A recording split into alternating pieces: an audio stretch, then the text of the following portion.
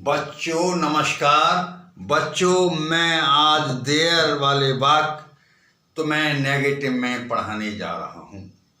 जीने का बस यही अंदाज रखो, जो न तुम्हें समझे उसे नज़रअंदाज रखो। जीने का बस यही अंदाज रखो, जो तुमने समझे उसे नज़रअंदाज रखो।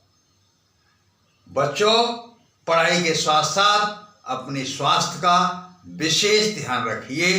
अनावश्यक घर से बाहर कदापि न जाएं। जब भी आप बाहर निकलें डबल मास्क पहन करके आपको बाहर जाना है। देखिए use of there negative sentence. There वाले वाक्यों में हम नेगेटिव सेंटेंस में नहीं की अंग्रेजी नॉट नहीं लगाएंगे, नॉट नहीं लगाएंगे। और यदि बेशर्मी से नॉट लगा भी देंगे तो नॉट के साथ ए नहीं आएगा। अन्यथा अपे तो नो लगाएंगे। क्या लगाएंगे? नो। यदि नॉट लगा भी देंगे तो उसके साथ एनी का प्रयोग किया जाएगा।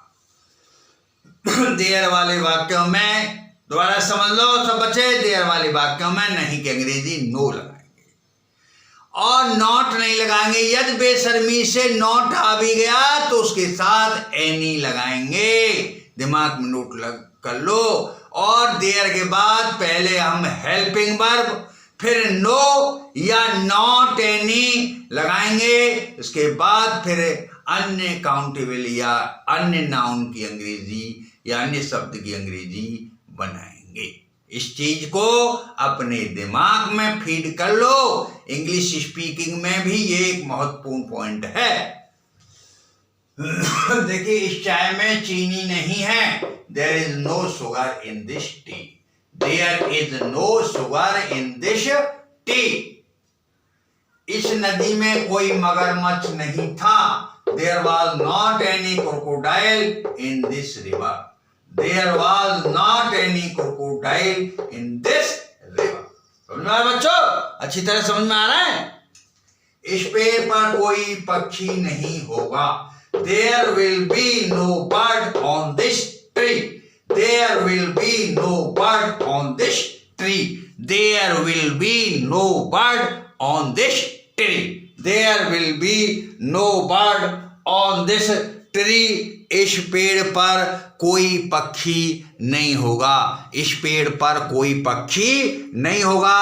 There will be no bird on this tree. There will be no bird on this tree. इस उत्सव में कोई भी मेहमान नहीं होगा। इस उत्सव में कोई भी मेहमान नहीं होगा। There will be no guest in this function. There will be no guest in this function. There will be no guest in this function. There will be no guest in this function. इस थैले में कोई भी पुस्तक नहीं है। There is no book in this bag. There is no book in this bag. There is no book in this bag. इस कमरे में खिड़की नहीं थी। There was no window in मेरे कमरे में खिड़की नहीं थी। There was no window in my room. There was no window in my room. इस सड़क पर कोई वाहन नहीं था। There was no vehicle on this road. There was no vehicle on this road. तो बच्चों ये ट्रांसलेशन आपको अच्छी तरह समझ में आ रहे होंगे। इस तरह के वाक्यों की आप अपने घर पर प्रैक्टिस करें और वास्तविक के माध्यम से मुझसे चेक जरूर करा लें। Thank you. जय हिंद, जय भारत।